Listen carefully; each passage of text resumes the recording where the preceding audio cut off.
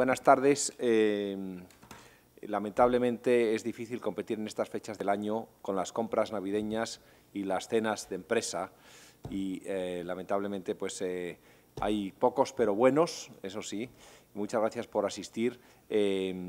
Este tipo de actos, bueno, aparte de la presencia de público que normalmente nos acompaña, que como saben es bastante más numeroso que en el día de hoy, se ve fundamentalmente a través de Internet. Son muchos los seguidores de Casa Árabe que ven estos actos por Internet y, por consiguiente, tiene mucho sentido hacerlos.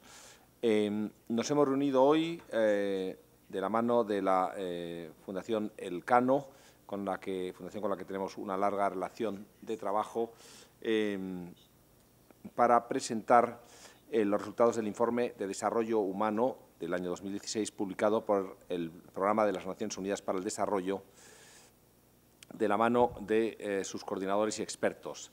Lamentablemente, a última hora, ayer nos informó el señor Adel Abdelatif, consejero estratégico principal de la Oficina Regional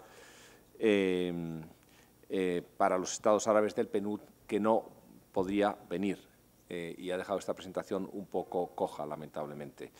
Pero, aún así, contamos, por fortuna, con la señora Nasrin Salti, a quien agradecemos su presencia hoy con nosotros, que es profesora asociada del Departamento de Economía de la Universidad Americana de Beirut, como saben, una institución de gran prestigio, no solo en Oriente Medio, sino también muy conocida en Estados Unidos, Europa y el resto de los países árabes. Por citar solo algunos de los ámbitos en que es ciertamente conocida. A continuación voy a pasar la palabra, sin entrar más en contenidos, al señor Aizam Amira Fernández, que es investigador principal para Mediterráneo y Mundo Árabe del Real Instituto Elcano. Aizam, por favor, tienes la palabra. Gracias. Muchas gracias, director. Buenas tardes. Encantado de estar de nuevo en una actividad de Casa Árabe, encantado de estar también en compañía de Nasrin, de Olivia, para hablar de un tema sobre el que pues hemos trabajado y hemos tenido mucho interés desde el Real Instituto Elcano, también en colaboración con Casa Árabe en el pasado, que es el tema del desarrollo humano árabe y lo que está cambiando en una región vecina para España, y vecina que además está viviendo un periodo de transformaciones, de incertidumbres muy grande. En el pasado ya presentamos los resultados de los informes sobre desarrollo humano árabe de 2004, 2005. También asistimos a la presentación que se hizo aquí en Casa Árabe del informe de 2009. El origen de esta serie de informes es un diagnóstico de los déficits que impiden un mayor nivel de desarrollo humano en la región árabe, en los 22 países miembros de la Liga Árabe, donde se detecta un nivel de desarrollo humano relativamente bajo y, sobre todo, inferior al potencial que tiene la región por sus recursos, por su riqueza, por su capital humano y por su posición geográfica y sus conexiones con el resto del mundo. Esos déficits tenían que ver, en un primer momento, cuando se puso en marcha esta serie de informes, se identificaron tres déficits principales: un déficit de libertad entendida en un sentido amplio, un déficit también de conocimiento, su generación, diseminación de conocimiento y un déficit que tenía que ver, o que sigue teniendo que ver, con la falta de empoderamiento de las mujeres, de la población femenina en la región árabe. A eso se le añade también un estudio, el penúltimo, publicado por el PNUD, por el Programa de Naciones Unidas sobre el Desarrollo, para el Desarrollo, que es el déficit de seguridad humana, en un concepto mucho más amplio del de seguridad tradicional, seguridad humana también, condiciones de hábitat, de condiciones de vida y otros factores que van más allá. Y aquí estamos hoy para presentar los resultados de un informe muy rico, muy amplio, con mucho análisis, con muchos datos, centrado en la juventud. Y aquí es donde quiero hacer una primera presentación rápida de contexto, antes de que la profesora Nasrin Salti nos presente los resultados de la investigación, del informe del PNUD, el contexto es un contexto de unas poblaciones muy jóvenes, de las más jóvenes, si cogemos el mundo por regiones. La región árabe es una de las regiones con una población joven más numerosa en proporción y también con unas estructuras demográficas y unas tasas de crecimiento, unas esperanzas de vida, unas edades medias que llaman la atención y que se salen de la media mundial. Estamos hablando de una población, las poblaciones de los países árabes, que en la actualidad tienen cerca de 2/3 partes menores de 30 años.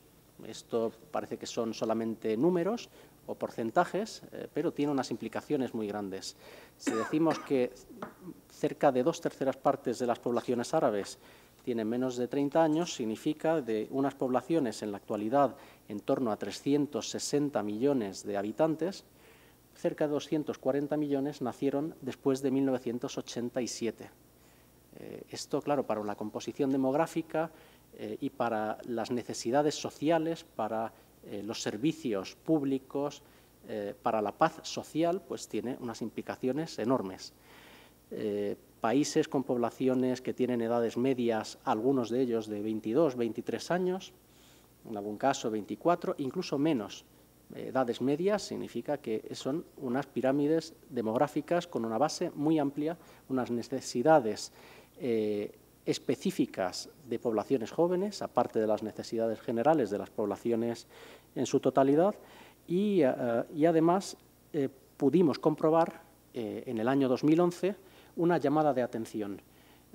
Algo está cambiando en los países árabes, se están pidiendo cambios en varias cosas, además a veces de una manera tal vez poco organizada, pero esa demanda de transformaciones existe, no ha desaparecido, continúa estando entre esas poblaciones que siguen siendo jóvenes y esas poblaciones donde no han visto respuesta a una buena parte de las demandas económicas, sociales, demandas también de forma de gobernar sus países y de tener una representación en las decisiones que se toman y en el reparto de los recursos existentes y en la creación de oportunidades.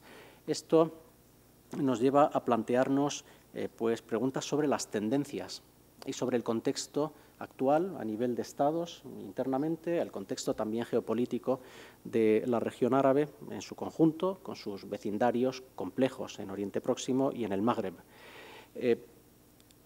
Nos encontramos con unas sociedades que no están siendo capaces de generar oportunidades suficientes para dar a esa juventud espacios donde desarrollarse, donde llevar un ciclo vital más o menos satisfactorio, oportunidades tanto en la formación, con sistemas educativos con grandes déficits, con grandes problemas, tanto de gestión como de planificación, como de contenidos y enfoques en la educación. También sociedades que no están dando oportunidades por una serie de restricciones o de limitaciones políticas, de desgaste institucional, de disfunciones de los estados a la hora de crear empleos o permitir la creación de puestos de trabajo, de sector privado, de emprender, gente joven que tiene proyectos, que tiene ganas de participar activamente en la economía de sus países y también de contribuir positivamente al desarrollo de sus sociedades. Esto está ligado a elementos como el autoritarismo extendido en distintos niveles en la región y esto está ligado, sin duda alguna, a la corrupción en la gestión de los asuntos públicos, en sistemas políticos y las interferencias que existen por parte de los poderes, del Ejecutivo, que tiene un papel dominante sobre el conjunto de los sistemas. A eso habría que añadirle también elementos de tipo social o, algunos dirían, social-cultural, pero que se utilizan precisamente para ejercer un control, una presión sobre las poblaciones para evitar mayor apertura, para evitar un cambio en la forma de gobierno y además también utilizando y recurriendo pues, al elemento de las amenazas reales o percibidas que vienen desde el exterior. Cuando estamos planteando que estas demandas que ya se han hecho visibles, en 2011 hubo un punto de inflexión, pero que continúan a pesar de las diferencias que existen entre los distintos países árabes y dentro de cada uno de los países, continúan esas demandas en forma de movilizaciones sociales, en forma de activismo, bien sea de elementos de sociedad civil, asociacionismo, activismo también en el ciberespacio, o, como se puede observar en ocasiones, las manifestaciones más extremas cuando ese descontento, esa frustración, se transforma en elementos de radicalización que adquieren tintes pues, religiosos o de algún otro tipo de movimientos antisistema, precisamente por la frustración que existe y la ansiedad que genera pues las formas de vida y las faltas de oportunidades. En la exclusión, y este es un factor importante que afecta a la juventud, también afecta a las mujeres, afecta a minorías, la exclusión de los que no están en los círculos inmediatos de poder, círculos de poder donde el poder político, el poder económico mantienen un control con frecuencia y dependiendo también de cada estado muy estricto y que impide una participación mayor, impide una diversidad en la composición de los mecanismos de toma de decisión, también impide una diversidad en la convivencia en sociedades complejas donde existe una diversidad ya digo, no solamente de tipo demográfico, pues que también puede ser una diversidad de tipo religioso o étnico.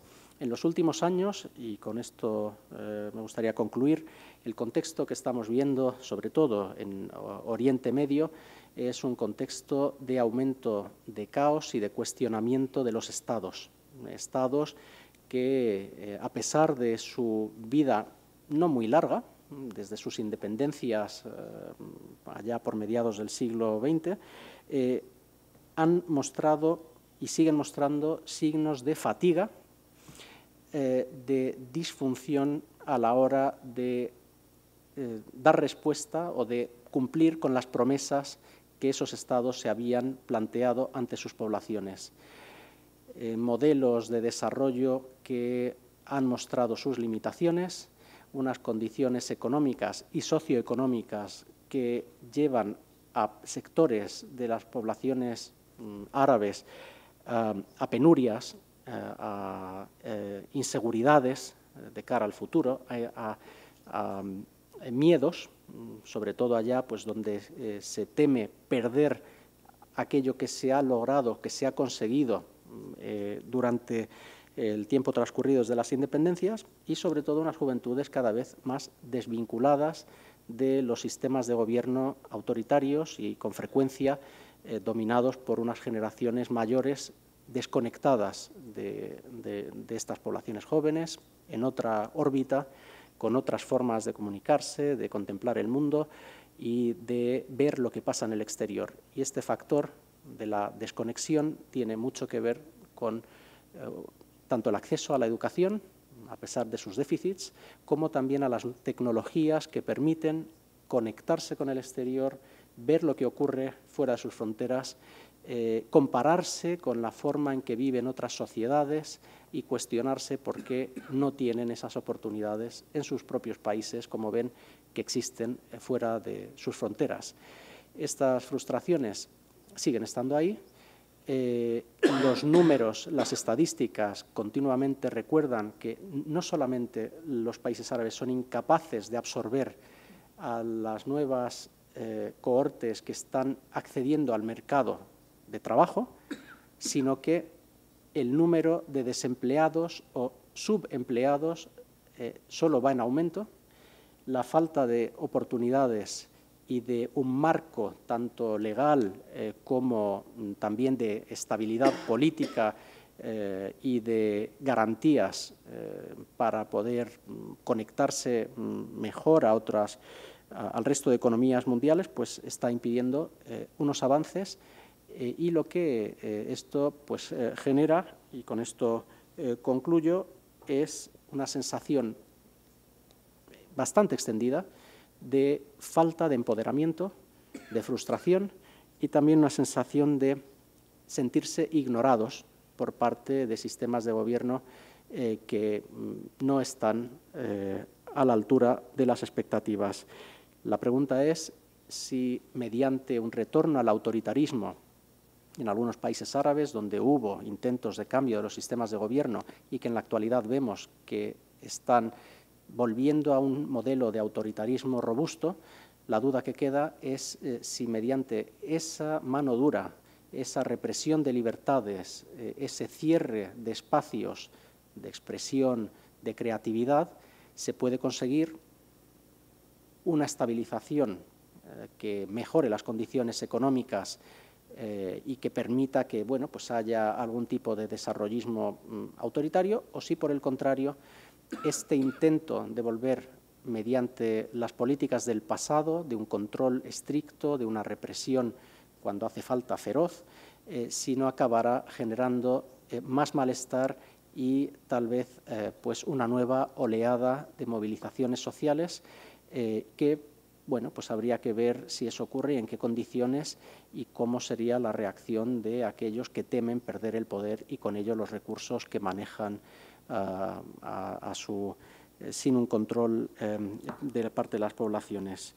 Y con esto concluyo mi presentación y seguramente pues ahora la profesora Nesrine Salti nos dará mucha más información sobre el contenido del informe y sus datos. Muchas gracias. Yo primero. Nada. Por mi parte, antes de presentar a la profesora Nesrine, voy a dar unos simplemente datos sobre el contexto económico, también de incertidumbre, como comentaba Haitham, en el que se ha producido el informe y el que vive la región en su conjunto. La evolución de las economías árabes en estos últimos años se ha visto directamente afectada por la desaceleración de la actividad económica mundial, los conflictos que vive la región y también la caída del petróleo. En este sentido tenemos toda una serie de factores que realmente están llevando a una situación muy compleja y difícil desde el plano económico, además del político y social, como veíamos antes, ¿no? Estamos en un momento en el que los países exportadores han registrado crecimientos negativos, algo que es bastante inusual tras las últimas décadas que habíamos vivido de boom del petróleo. Ha habido cierta recuperación en 2016, pero que se espera consolidar este año si se recupera la economía de Libia, pero aún así las perspectivas son negativas. Y el problema es que esto tampoco se ha visto compensado por los países importadores de petróleo, aliviados, por otro lado, por su factura energética, pero que apenas han tenido un crecimiento del 2,6% del PIB en 2016 y menor que el alcanzado en 2015, que fue alrededor del 3%. En suma, los datos de la región MENA en los países árabes en su conjunto fueron de un 3%, algo menor que en 2015, y se espera un empeoramiento este año. Según datos del Fondo Monetario Internacional, la región en su conjunto no va a crecer alrededor del 2%, y se espera que esto se mantenga en 2018, el año que viene, con apenas un 2,9%. Dado que tampoco se esperan mejoras ni en los precios del petróleo ni en las situaciones de conflictos que vive en la región y que afecta muy negativamente a la economía de estos países. El contexto es sin duda muy complicado, pero es mucho más complejo que lo que puedan reflejar las simples cifras de crecimiento del Producto Interior Bruto.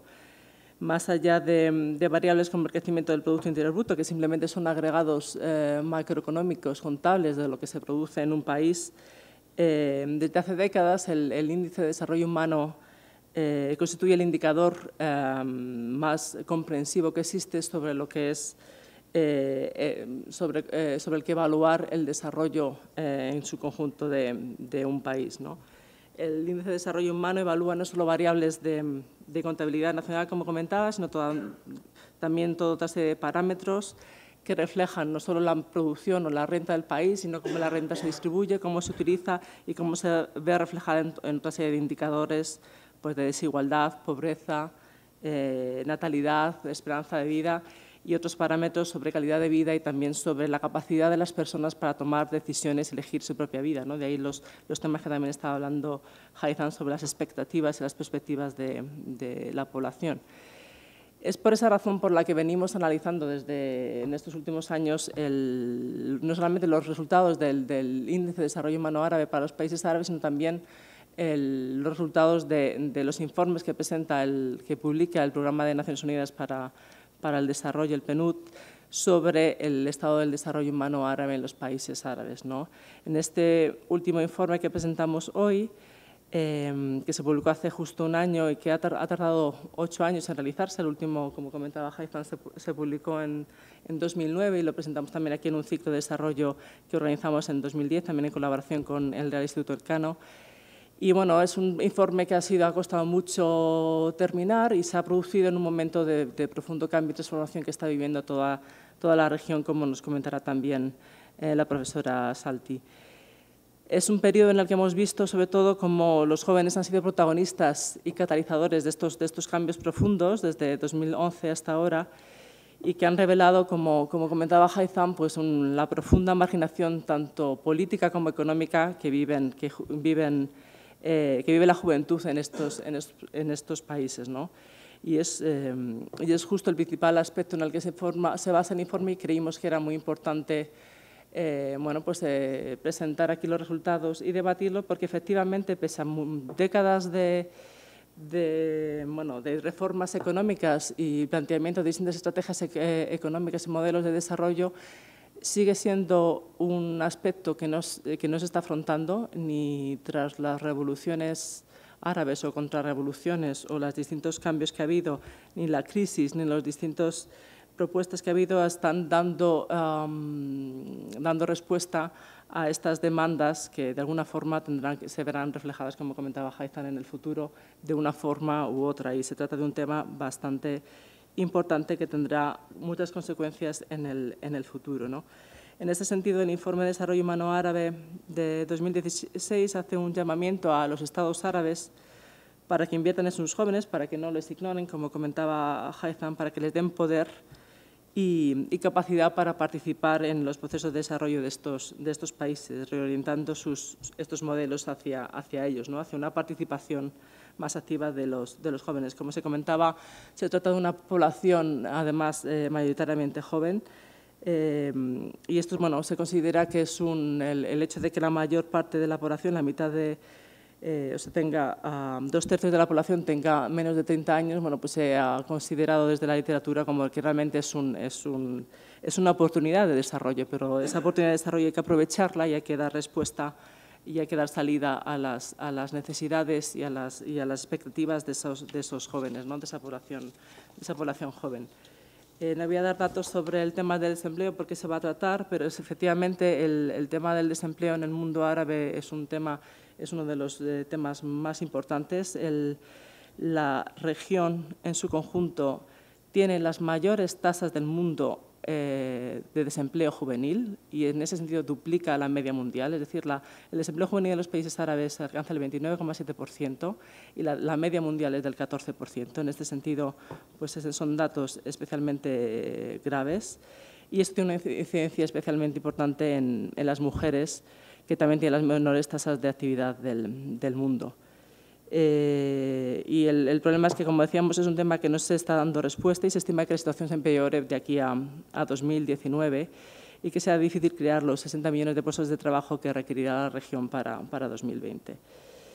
El informe se dirige sobre todo también manda un mensaje tanto a políticos como a los mismos jóvenes, intenta ofrecer datos sobre la participación política y las perspectivas de estos jóvenes respecto a distintos temas sociopolíticos, cuestiones sobre identidad, religión. Es un informe muy complejo, muy amplio y abarca también toda una serie de encuestas que se han hecho y grupos de discusión con los jóvenes árabes en los que se les han planteado cuáles son las cuestiones que deberían priorizar sus estados y han elegido 5 que por este orden debían ser el sistema educativo, mejores oportunidades de empleo, un gobierno honesto y receptivo, comida asequible y nutritiva y mejores servicios de salud en un conjunto. Esas son las prioridades que han destacado los jóvenes árabes según el informe de desarrollo humano del PNUD.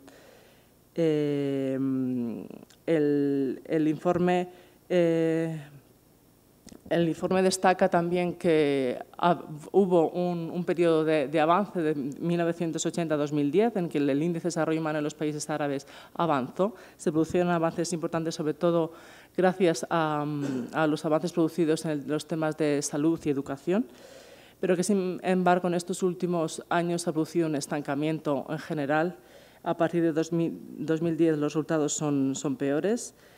La dinámica de crecimiento se ha estancado y, sobre todo, lo más significativo es que ha aumentado la desigualdad en los países árabes. Una desigualdad que afecta sobre todo también temas de educación y renta, además entre temas también entre lo que son las diferencias entre unas regiones y otras, las zonas rurales y urbanas, que también es uno de los aspectos que se puso en evidencia tras las revoluciones árabes de 2012 y que, bueno, pues que indica algunos problemas que pueden desequilibrar y crear incertidumbre en la región. No voy a extenderme sin más, voy a dar la palabra a Nisrin, porque de hecho es una experta en temas de desigualdad y de pobreza. Nisrin Salti, espera que me leo el labio. Es profesora asociada del Departamento de Economía de la Universidad Americana de Beirut. Su trabajo se centra en temas de economía del desarrollo y economía política, y ha dedicado su investigación en particular a cuestiones de desigualdad y sobre todo desigualdad en cuanto a recursos, acceso y resultados, con un especial foco en temas de salud. En sus estudios sobre desigualdad se interesa especialmente en comunidades marginalizadas y refugiados y, bueno, formó parte del grupo central de expertos que ha dado lugar al informe que presentamos hoy, el Informe de Desarrollo Humano Árabe de 2016, además de que ha publicado en multitud de revistas indexadas. Y, bueno, entre algunas de sus últimas publicaciones destaca Who's Been Left Behind? Why Sustainable Development Goals Fail the Arab World, en la revista, y también sobre Natural Resource Wealth, Elbow Grease or Fuel for Poverty, tratando todo el tema que comentábamos de, bueno, pues las comunidades que se han quedado marginalizadas dentro de los procesos de desarrollo y el problema de la distribución de la riqueza. Nisrin Salti posee un doctorado en Economía y un máster en Asuntos Públicos por la Universidad de Princeton, donde fue asistente de investigación y profesora antes de su posición actual. Sin más, le dejo la palabra porque nos ha contado un resumen bastante sucinto del informe, además de contarnos algunos de, bueno, pues de las lecciones que han aprendido y los retos que han encontrado a la hora de elaborarlo. Nisrin, cuando quieras, muchas gracias.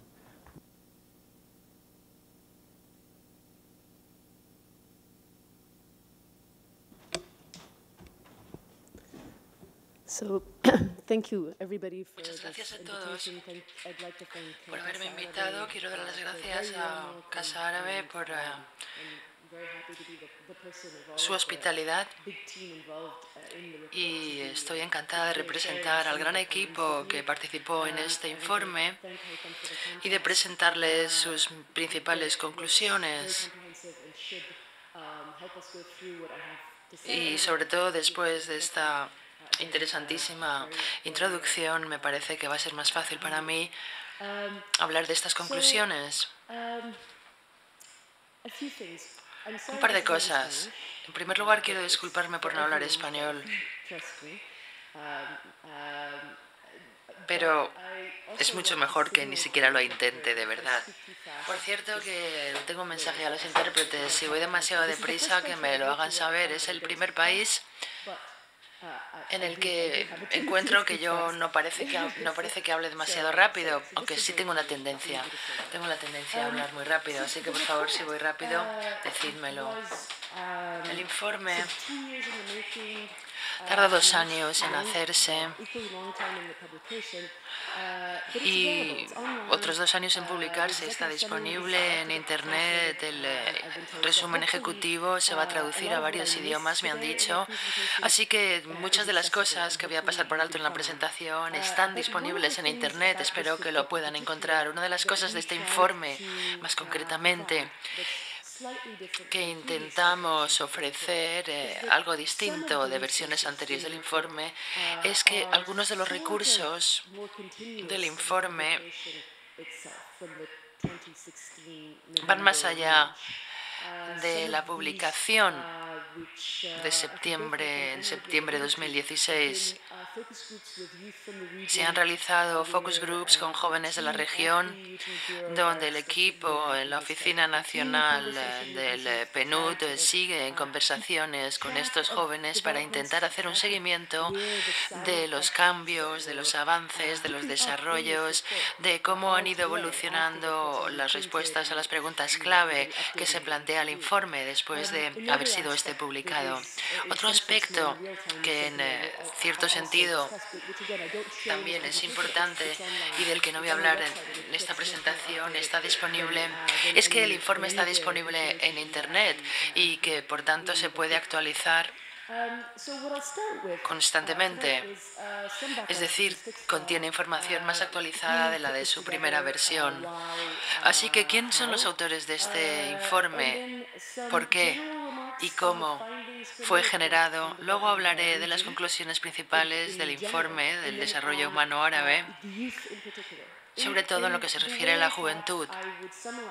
Yo pienso que la mejor forma de resumir un informe tan voluminoso en tan poco tiempo disponible quizá consista en centrarse en los resultados quizá más sorprendentes o más distintos al del resto del mundo, resultados que puedan considerarse una excepción, o hallazgos o resultados que van un poco en contra de las expectativas generales, resultados que a lo mejor disipan algunos de los mitos que tenemos en nuestra cabeza cuando pensamos en esta región. También hablaré de como es un informe que se centra en los jóvenes, vamos a centrarnos en las zonas donde los cambios intergeneracionales son más grandes o se han producido más rápidamente. Es lo que he decidido incluir en mi resumen de este informe, que es mucho más voluminoso y que incluye muchas cifras actualizadas sobre el desarrollo, logros y resultados, sobre todo en lo relativo a la juventud. Luego concluiré con un par de mensajes, algunos en primer lugar,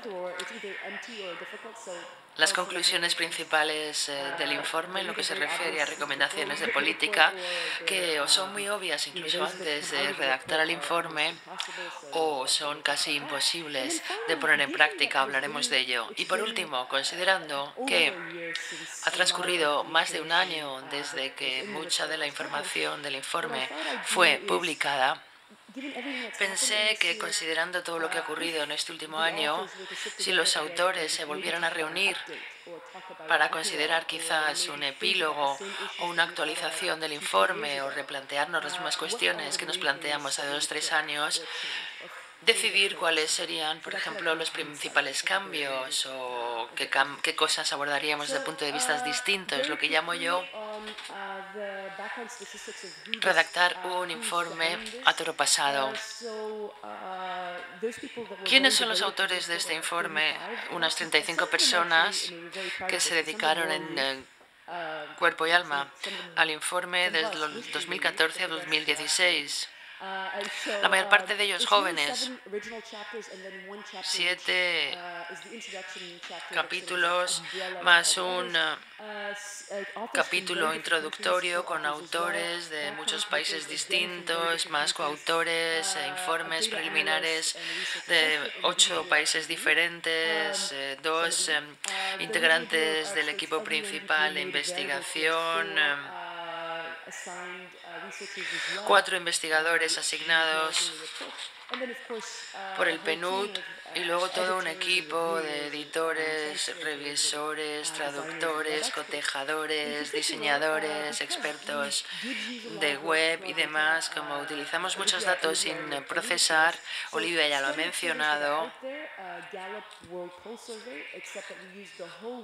utilizamos varias bases de datos, la Gallup World Poll o la encuesta mundial de Gallup, con más de 2 millones de personas encuestadas, la encuesta de valores mundiales, etcétera. WACTI, por otra parte, es una de las formas en las que intentamos elaborar el informe de forma que fuera de mayor duración, es decir, para que sus resultados sigan siendo contemporáneos y relevantes. Por eso trabajamos con desarrolladores y expertos de web que desarrollaron una app, una aplicación que nos permite controlar datos en tiempo real en más de 18 capitales árabes.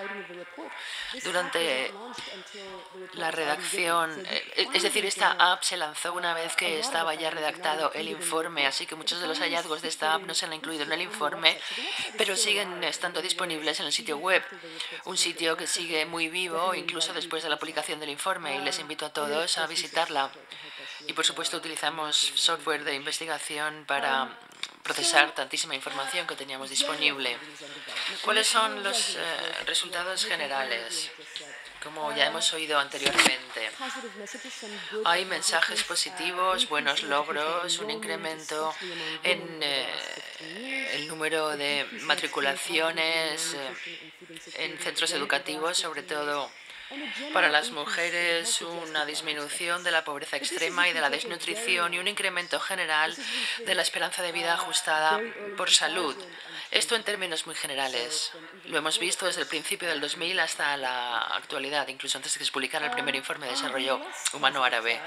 Luego, en el otro lado de la moneda, en lo que se refiere a lo negativo, vemos en el mismo periodo un incremento marcado de conflictos armados, militarización, violencia y desplazamientos forzados de la población, cosas que suelen ir mano con mano. Bajo crecimiento económico, lo que ya nos ha dicho Olivia, una gran lentitud en la creación de puestos de trabajo, un incremento también del coste de la vida, cosa que nos parece especialmente relevante considerando las transformaciones que tienen que ver con la juventud, con la transición desde la juventud a la tercera década de la vida. Y luego una degradación del capital social, físico y medioambiental, lo cual tiene mucho que ver con el incremento de conflictos armados y con el incremento del coste de la vida y con el lento crecimiento económico. Estamos hablando de presupuestos nacionales cada vez más escasos por la caída de los precios del petróleo, menores exportaciones y también porque los estados que importan petróleo en la región típicamente son los que exportan mano de obra a los productores de petróleo. Por tanto, las remesas se ajustan muchísimo en la región a los precios del petróleo. Una caída en los precios del petróleo básicamente afecta tanto a los productores como a los importadores de petróleo de la región, ya que tienen este vínculo, esta interdependencia, que es la mano de obra, que unos exportan y otros acogen. Vemos algunos gráficos que muestran algunas de las grandes diferencias o extremidades. Si nos fijamos en el periodo desde el 2000 al 2003 y contamos los países donde se produjeron conflictos o violencia política, vemos 4. En el informe, las definiciones son mucho más sistemáticas, específicas de lo que son conflictos armados y demás. Del 2010 al 2015, un periodo un poco más largo, pero no tan largo, 5 años. Fíjense en la lista. Casi todos los países de la región sufrieron de conflictos armados, guerra o violencia política. A la derecha, en el gráfico, vemos un retrato muy lóbrego de cómo se ha polarizado la región de forma muy excepcional, que no se parece nada a la de otras regiones del mundo. El mundo árabe acoge al 5,2% de la población. No estamos hablando de un gran peso demográfico, es el 11% de todos los países mundiales. El mundo árabe, desde el final de la Segunda Guerra Mundial hasta 2014, este 5% de la población mundial ha sido testigo de 17,6% de todos los conflictos que se han dado en el mundo. Es decir, muy por encima de lo que le correspondería demográficamente en este periodo, desde el 45 hasta el 2014, las muertes vinculadas a conflicto armado, 27,7% de todas las muertes globales por conflicto armado desde la Segunda Guerra Mundial. Llega el 2014 y de repente el porcentaje o la tasa de violencia se incrementa de forma muy marcada. Esta columna, donde dice 45%, en la mitad del gráfico, muestra que el 45% de todos los ataques terroristas se han producido en el mundo árabe, donde nada más que vive el 5% de la población mundial. El 47% de los desplazados de todo el mundo están en el mundo árabe. El 57% de los refugiados mundiales también están en la zona. Y otra cosa muy interesante de esta zona es tanto una fuente como un destino de refugiados. Es el mayor productor de refugiados y al mismo tiempo el mayor receptor de refugiados al mismo tiempo. Estamos hablando entonces de desplazamientos tanto internos como externos, que se producen a una escala tremenda en la región. He mencionado antes en la región, en la transparencia anterior, el gasto militar en los estados árabes es un 75% superior al de la media mundial. Como media, los estados árabes invierten un 75% más en gastos militares que el resto del mundo, lo cual constituye una cantidad muy considerable de dinero y que va mano con mano con todos los demás resultados negativos que he enumerado anteriormente. En 2014, el porcentaje de muertes en conflicto armado en el mundo árabe representa casi el 70% del total en 2014. Así que 7 de cada 10 personas que mueren en batalla murieron en la zona por conflicto armado. Estos datos ya lo he mostrado, simplemente lo reflejo ahora en gráfico. Vemos ahora el desarrollo del índice de desarrollo humano, que combina 3 métricas distintas de desarrollo: crecimiento del PIB, educación o alfabetización, resultados educativos en general, y salud, medidas según la esperanza de vida. El gráfico de la izquierda, por tanto, muestra cómo ha cambiado este índice, la tasa de crecimiento del índice, que representa 3 métricas de desarrollo, cómo ha cambiado en varias regiones del mundo. Vemos que no hay una pauta identificable en ninguna región en los 80, 90 y primera década del siglo. Crece, baja, crece o más o menos rápidamente. Sin embargo, la única tendencia sistemática la observamos en el grupo intermedio de países, el mundo árabe. Entre los 80, 90 y 2000 sí se dieron resultados positivos, como dije anteriormente: mejoras en la esperanza de vida, mayor niños y niñas educados, erradicación casi total de la pobreza extrema antes del conflicto del Yemen.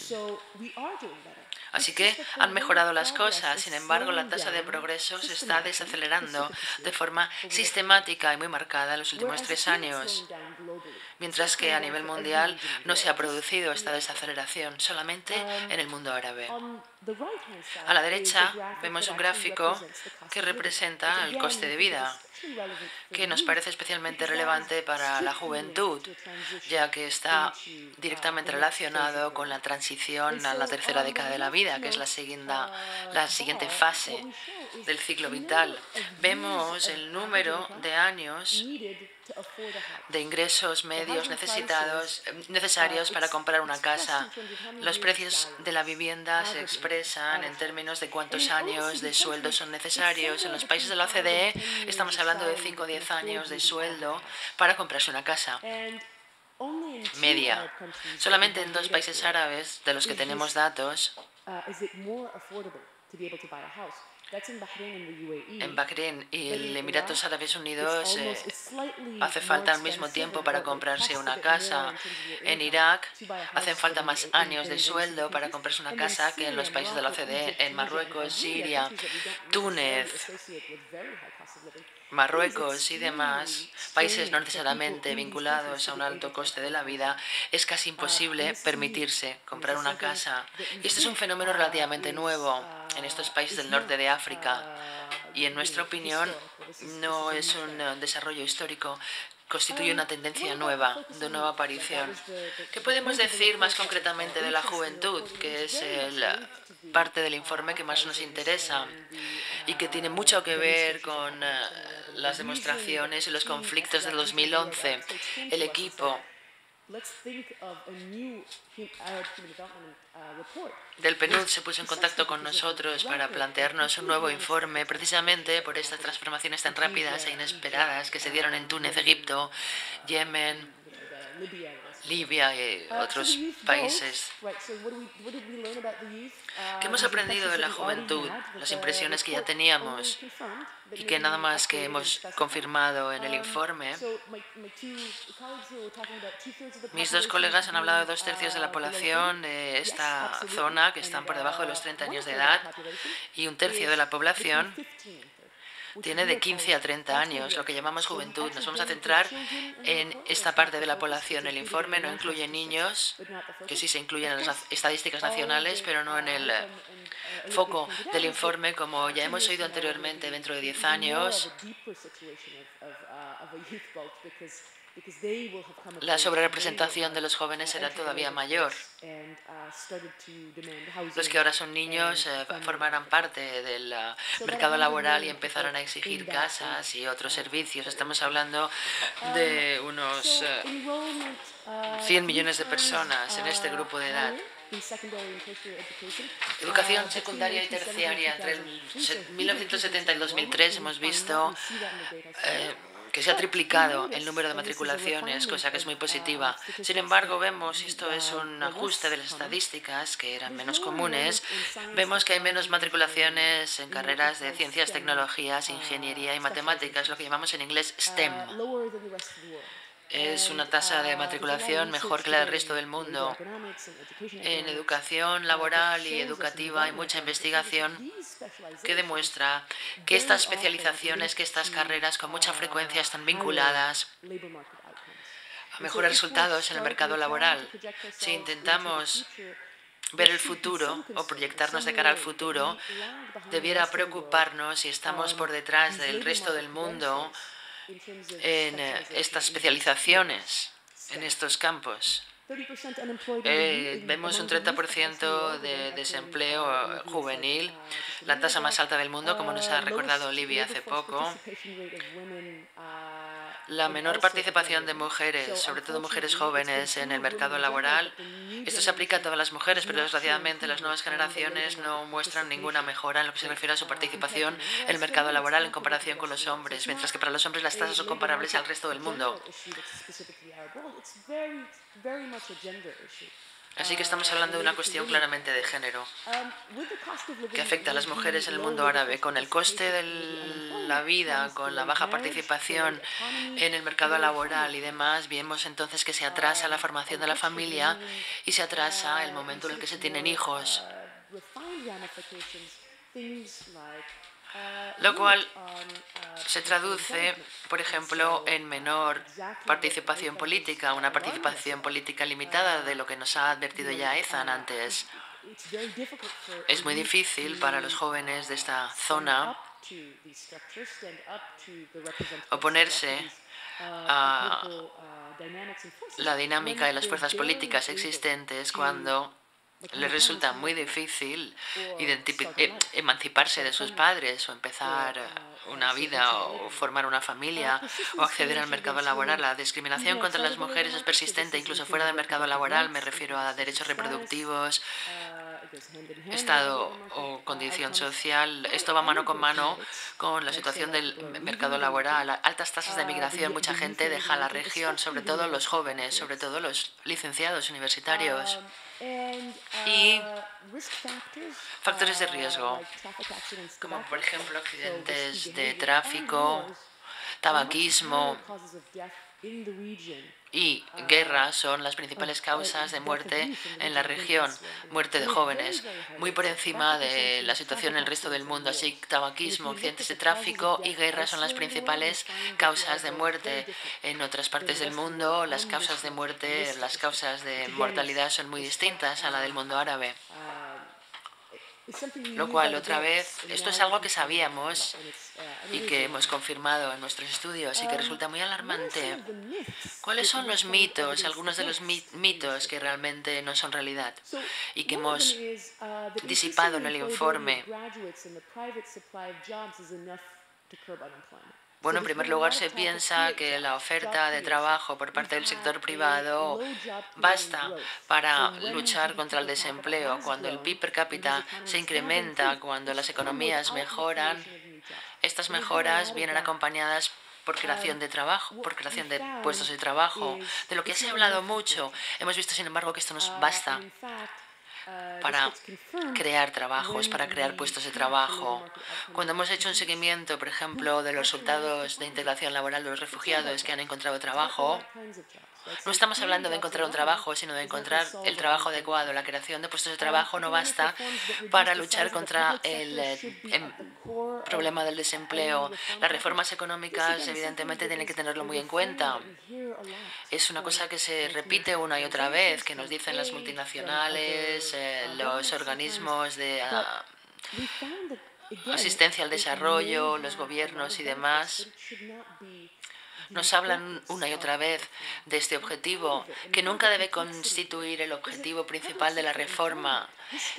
El sector o el empleo público en el mundo árabe ha sido uno de los principales empleadores de las mujeres. Intentamos reducir, por ejemplo, los trabajos públicos. Sabemos que cultural, social y económicamente han sido siempre estos trabajos los más atractivos para las mujeres. Si desaparecen estos trabajos para ser sustituidos por el sector privado, nos encontraremos con otro problema que ya existe de forma incipiente o que se va a agravar. Las mujeres van a seguir fuera del mercado laboral. Otro mito. La gran mayoría de los jóvenes árabes son susceptibles a la radicalización y al extremismo. Nuestras encuestas, nuestros cuestionarios de opinión, nuestros focus groups, nuestros análisis de Gallup y de otras encuestas mundiales muestran que los jóvenes árabes se parecen mucho a los jóvenes de otros lugares del mundo. En lo que se refiere a la radicalización y el extremismo, son idénticos de 15 a 19 a los jóvenes de 15 a 19 años del África subsahariana, de Norteamérica, del Lejano Oriente y demás. Otro mito que nuestro informe muestra que es incierto, que muchos jóvenes árabes son apáticos y no tienen ilusión alguna en lo que se refiere a los cambios políticos. El grado de participación y dinamismo y de entusiasmo que hemos observado en los focus groups, en las encuestas de opinión, en la encuesta de transición al mundo laboral, sin embargo, es algo bastante impresionante. Y no supone que el mundo árabe sea distinto al resto de regiones del mundo. Hay varios capítulos del informe que les invito a leer si les interesan estos temas, especialmente los jóvenes inmigrantes son el principal riesgo al desarrollo económico. Tenemos todo un capítulo dedicado a la inmigración y tenemos también las estadísticas del mercado laboral que no muestran para nada que esto sea verdad. Y por último, la recuperación después de un conflicto en la región, sobre todo en los sectores de los jóvenes, no debe ser algo especialmente difícil. Ya se ha hablado de Siria después del conflicto, del gran entusiasmo que muchos muestran, pensando que será muy fácil que los refugiados sirios vuelvan a su país. Me parece que estas actitudes se caracterizan por un exceso de optimismo. Estamos hablando de la pérdida de muchos años críticos en la vida de muchas personas jóvenes y, por tanto, la reintegración será mucho más difícil y más ardua de lo que leemos en la prensa. ¿Qué nuevos mensajes encontramos en este informe del desarrollo humano árabe en comparación con las versiones anteriores? Algo que ya se ha mencionado anteriormente, la desigualdad económica y la desigualdad de oportunidades, sobre todo en lo que se refiere al acceso a la educación, el acceso a la sanidad, se están convirtiendo en problemas fundamentales en la región, cosa que hasta hace poco las estadísticas mostraban que no era especialmente grave. Estos problemas no eran demasiado graves en la región, según las estadísticas. Cuando decimos desigualdad, la gente piensa inmediatamente en Centroamérica o en Brasil o en Sudáfrica, ¿no?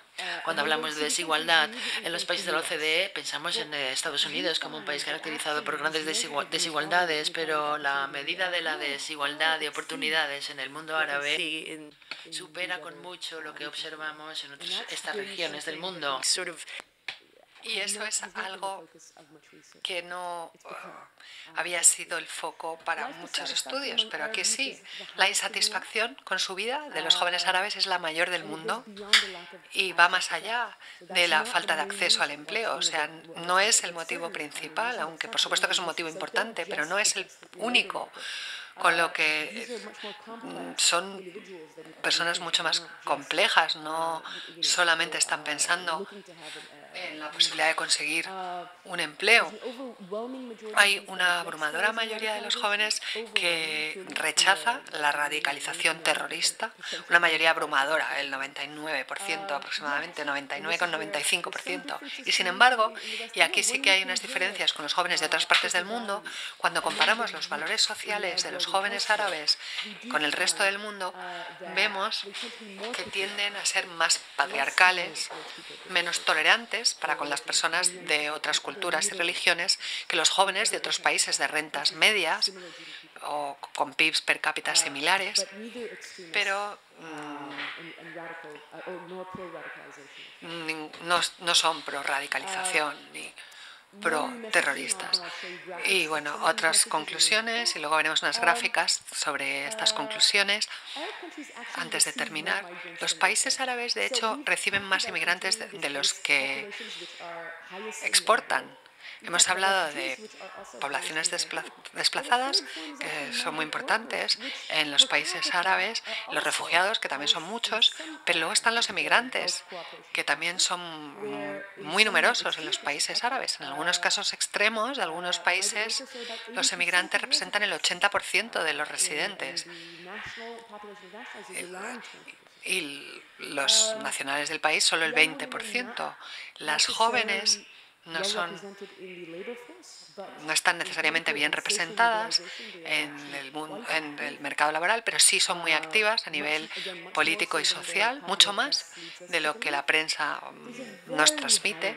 De hecho, hay una tasa muy alta de conectividad o de acceso a Internet y creciente,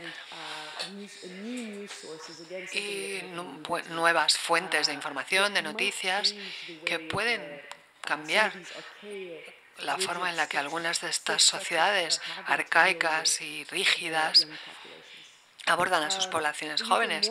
Los jóvenes se expresan más, tienen más compromiso cívico basado en nuestras interacciones, en nuestros datos, en nuestros estudios y en nuestro análisis de otros estudios.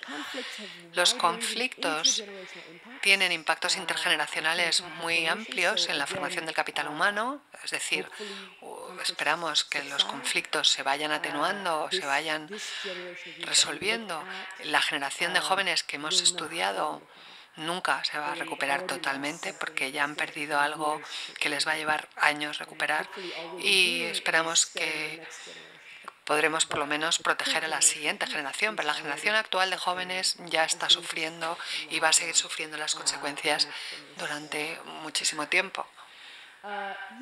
Y sin embargo, y esto tiene relación con la expresión personal y el compromiso cívico y el activismo político, observamos que los jóvenes en contextos de conflicto tienen mayores niveles de altruismo y de participación cívica. Algunas de estas imágenes están también en la página web y les invito a que las lean porque son realmente conmovedoras sobre los tipos de organizaciones que se crean en situaciones de conflicto con jóvenes tremendamente activos y altruistas. He hablado de una desigualdad creciente.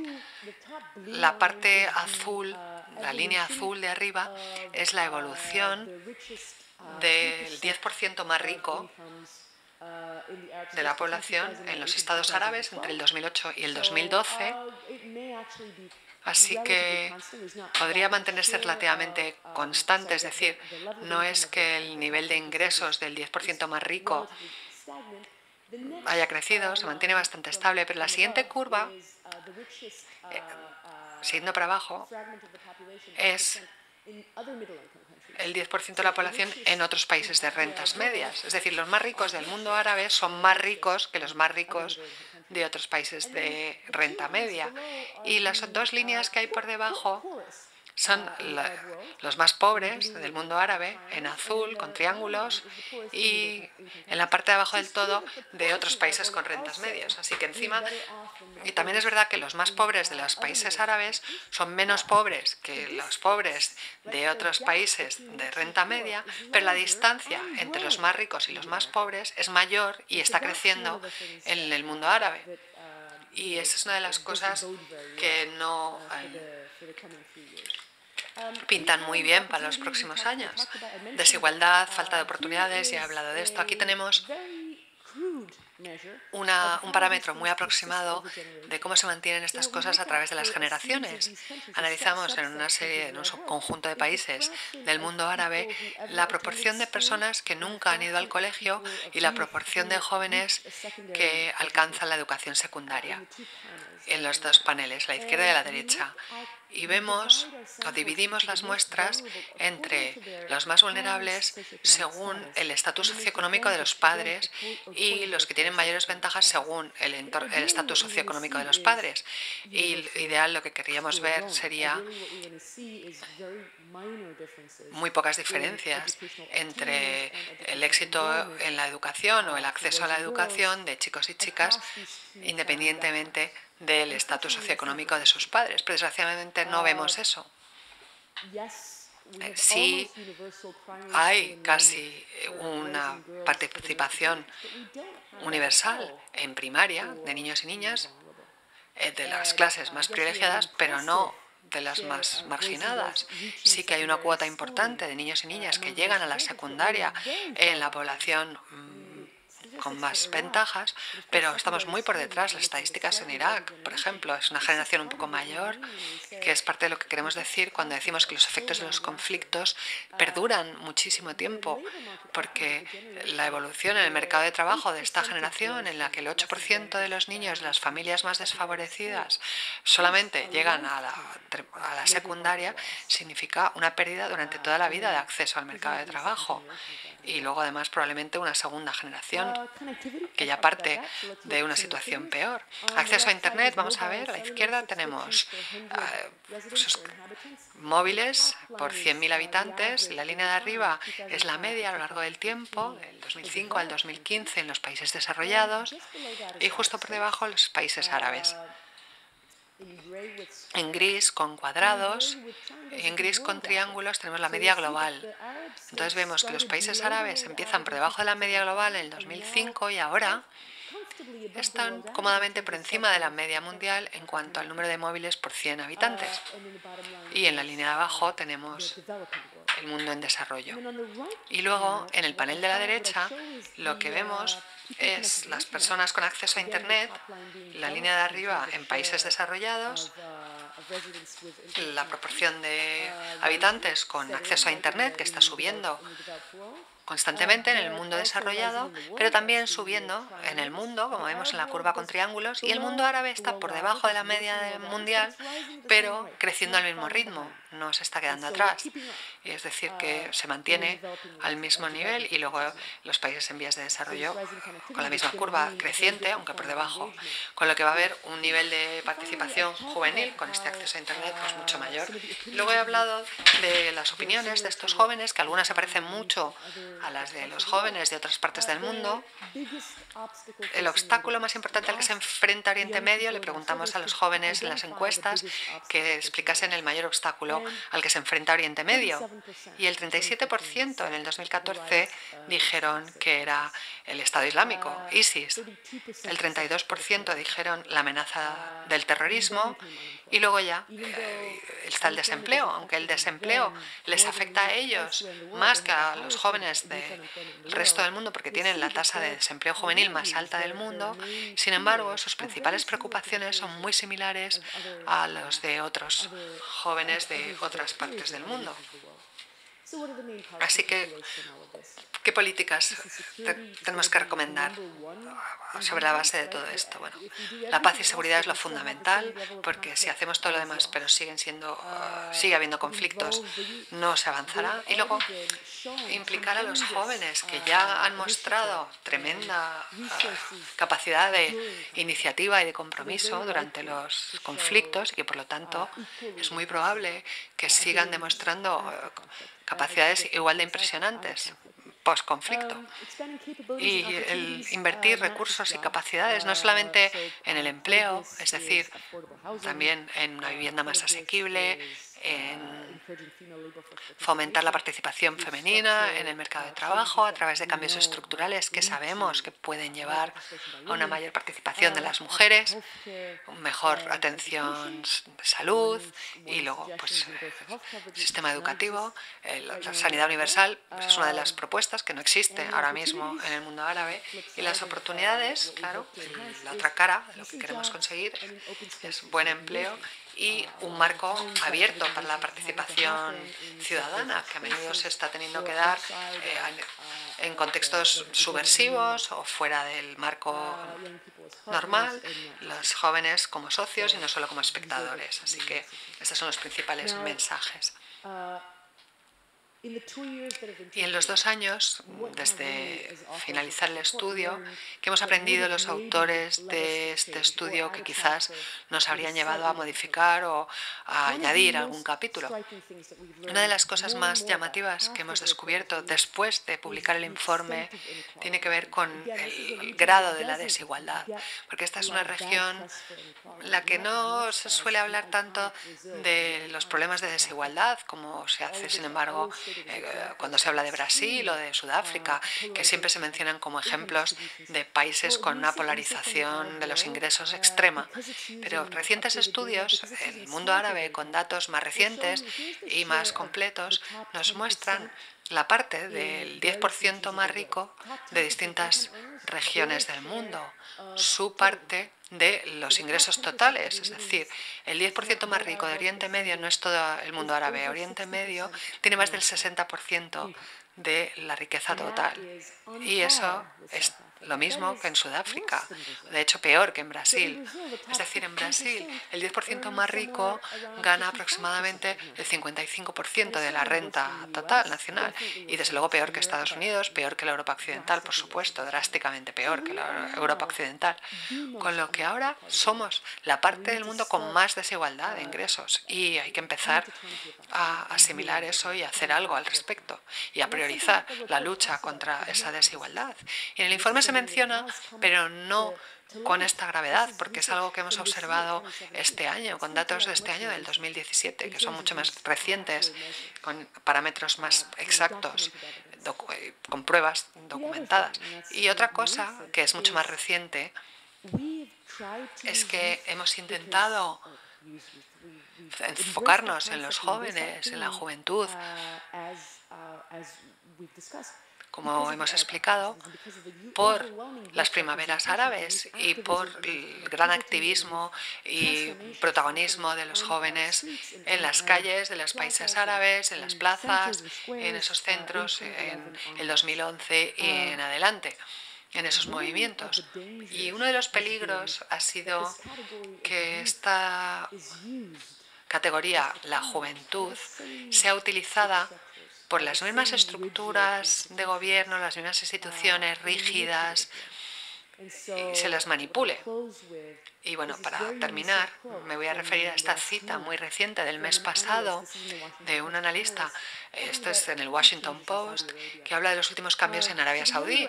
Y dice, la generación más joven de gobernantes han generado la ilusión de una nueva Arabia Saudí, más juvenil, definida por sus reformas centradas en la moderación, la liberalización. Se supone que es la Arabia Saudí moderna, que las mujeres van a poder conducir y trabajar.